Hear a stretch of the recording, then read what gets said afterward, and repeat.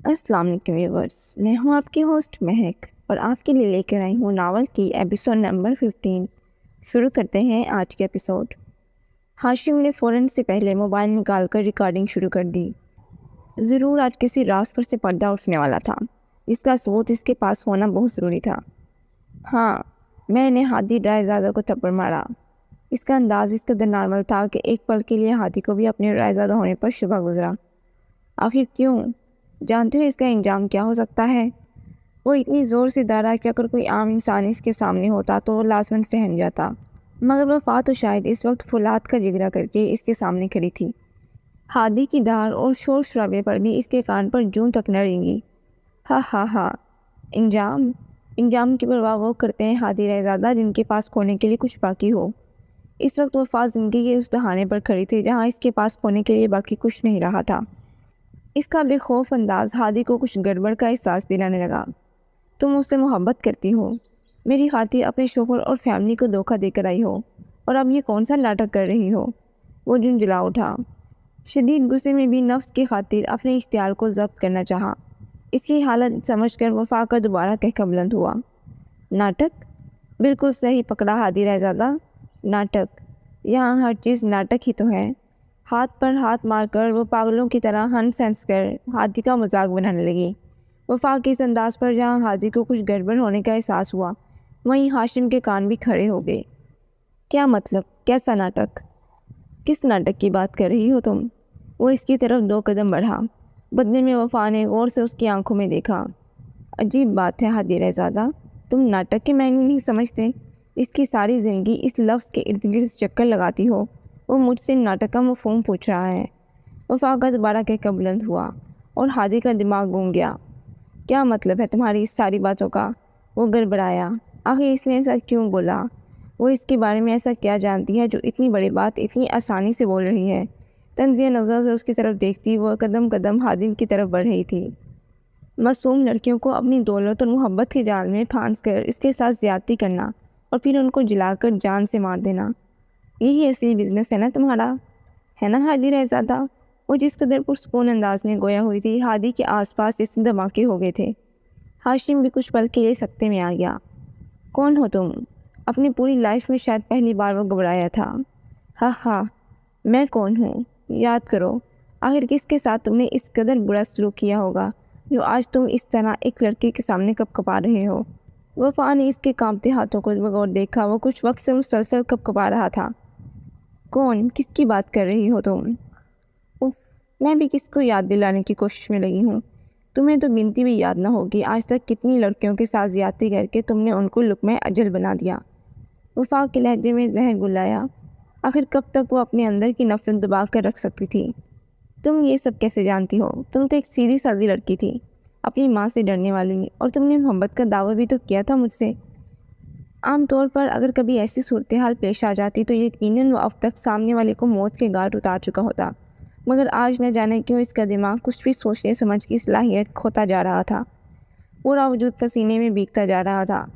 بے شک ہادی رہزادہ، میں اپنی ماں باپ کی معصوم بیٹی ہی ہوں۔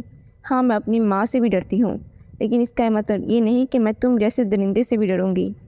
تم دانہ ڈالو گی اور میں بیوقوف کبوتروں کی طرح تمہارا پھینکا دانہ چننے لگوں گی۔ حسن کا دیوانہ ہادی رہزادہ حسن کے بچھائے جال میں ایسا پھنسا کہ آج موت کے دروازے پر آ کھڑا ہوا۔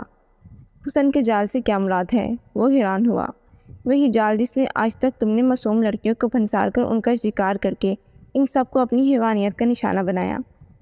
میں نے بھی وہی جال بچھا کر شکاری کا ہی شکار کر لیا۔ وہ اپنے کارنامے پر کھل کر مسکرائی۔ ہادی، تمہیں یاد ہے ہماری پہلی ملاقات جس میں میں تمہاری گاڑی سے بری طرح ٹکرا گئی تھی؟ ہاں یاد ہے۔ ہادی کو اچانک اس کا اپنی گاڑی سے ٹکرانا یاد آیا۔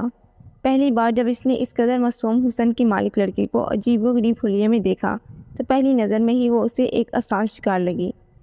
وہ کوئی اتفاقی ملاقات نہ تھی، بلکہ ایک سوچی سمجھی پلاننگ کے تحت کی گئی ملاقات تھی۔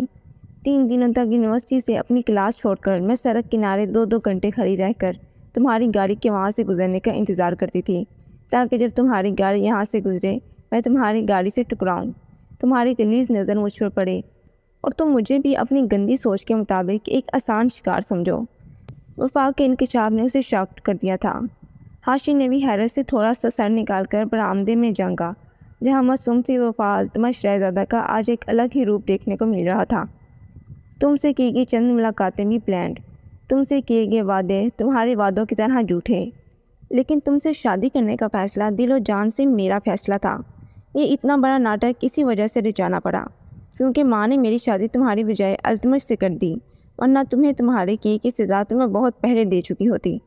اوہ جسٹ شٹ اپ یو فول! تمہیں کیا لگتا ہے ہادی رائزادہ جس کا آج تک کوئی جرم تک ثابت نہ کر پایا، ایسے تم اتنی آسانی سے مار دو گی؟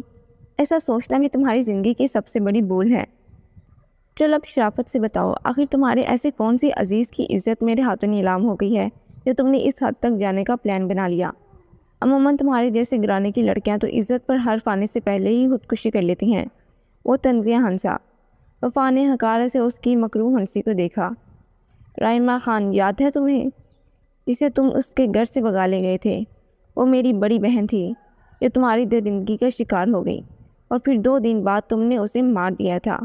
نظروں کے ساتھ ساتھ اس کے لفظوں سے بھی حقارت ٹپک رہی تھی۔ رائمہ خان، رائمہ خان! ہادی نے دماغ پر زور ڈالنے کی کوشش کی۔ اتنی لڑکیوں کے ساتھ وہ یہ سب کر چکا تھا کہ اب 8 سال پرانی بات بھلا اتنی جلدی کیسے یاد آ جاتی؟ کچھ پل سوچنے کے بعد وہ ایک دم ہنسا۔ ارے اسے کون بول سکتا ہے، وہ بھی بڑے کمال کی چیز تھی، بہت خوبصورت تھی۔ اگر چاہتی تو ہم کچھ دن یوں ہی عیش کرتے اور وہ واپس گھر چلی جاتی، مگر نہیں جی، اس پر تو شادی کا بھوت سوار تھا۔ ہر وقت ایک ہی رٹ، ہم شادی کب کریں گے، ہم صبح نکاح کرنے چلیں گے۔ نکاح مائی فٹ! میں نے تو اچھی اچھی لڑکیوں کو ریجیکٹ کر ڈالا، پھر اس جیسی 2 ٹکے کی لڑکی سے ہادی رائزادہ خود کو ساری زندگی کے لیے باندھ لے؟ ناممکن! سر کو نفی میں جنبش دیتے ہوئے وہ ہنسا۔ تمہاری بہن جانتی تھی اب اس کے پاس عزت نہیں رہی، ماں باپ کا سپورٹ نہیں رہا، ہر طرف سے بے سہارا ہو گئی تھی، تو اس سے اپنی زندگی خاموشی سے گزارنی چاہیے تھی، مگر نہیں، تمہاری بہن کا دماغ خراب ہو گیا تھا۔ وہ مجھ سے، ہادی رائزادہ سے الجھنے کے خواب دیکھنے لگی تھی۔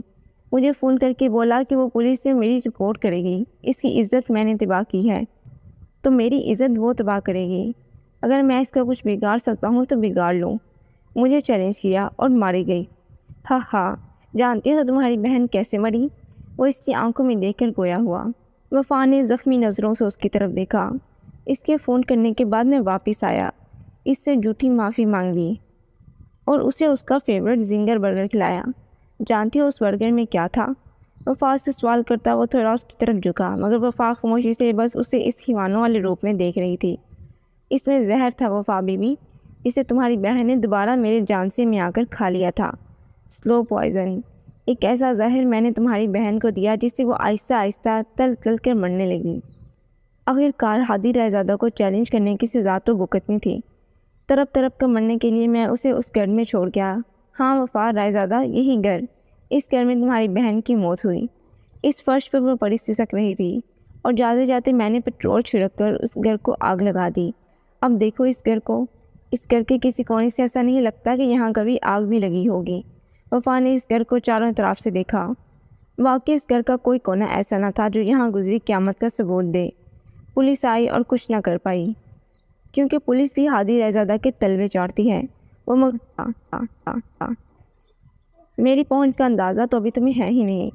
میں نے اپنی بائی کے دوست، یاد ہے تمہارے شوہر کا وہ لاڈلا دوست جس سے ملنے تم دونوں اس کے گھر گئے تھے، اس کی بہن کو بھی بالکل تمہاری بہن کی طرح مارا تھا۔ وہ لمحہ بلمحہ ہر رات سے پردہ اٹھا رہا تھا۔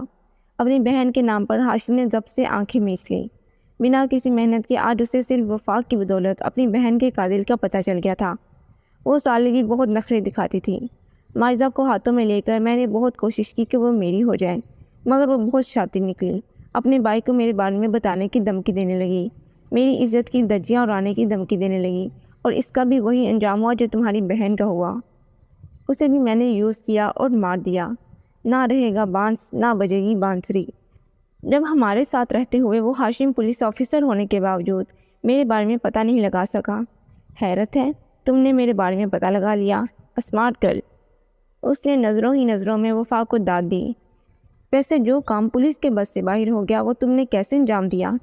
اس کی حیرت زدہ سوال پر وفا پر اصرار سا مسکرائی۔ جب تم میری بہن کو یہاں مرتا چھوڑ گئے تھے، اس وقت یہاں کچھ ایسا تھا جس میں میری بہن نے تمہاری ظلم کی ہر داستان رقم کر ڈالی۔ میری بہن کو ہمیشہ سے ہی ڈائری لکھنے کا شوق تھا، اور اس آخری وقت میں بھی انہوں نے وہ سب کچھ ڈائری میں قید کر ڈالا جو تم نے ان کے ساتھ کیا۔ پولیس کو ان کی وہ ڈائری ثبوت کے طور پر ملی، مگر پولیس کو بھی شاید تم لوگ اپنی جیب میں رکھتے ہو، اس لیے پولیس نے اس ڈائری کو کھول کر دیکھنا تک گوارا نہ کیا۔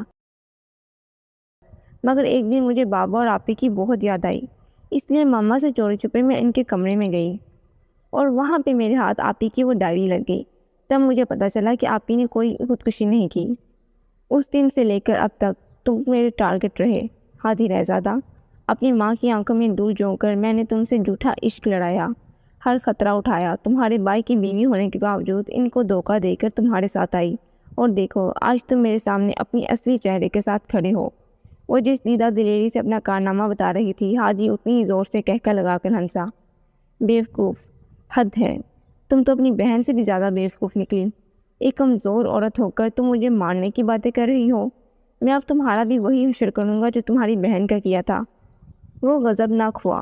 اس کی دھمکی پر ہاشم یکدم الرٹ ہو گیا، ویڈیو سیو کر کے موبائل پاکٹ میں رکھا اور خود گن نکال کر اس پر گرفت مضبوط کی۔ اگر اس نے وفا کو کوئی بھی نقصان پہنچانے کی کوشش بھی کی تو آج یہ ہادی رہزادہ اس کے ہاتھوں جان گنوا بیٹھے گا۔ آخرکار مرنا تو اس نے اسی کے ہاتھوں ہے۔ اپنی بہن کی موت کے وقت وہ یہ قسم کھا چکا تھا، اس کے قاتل کو وہ اس کے انجام تک وہی پہنچائے گا۔ وفا کی طنزیہ ہنسی پر ہادی حیران رہ گیا۔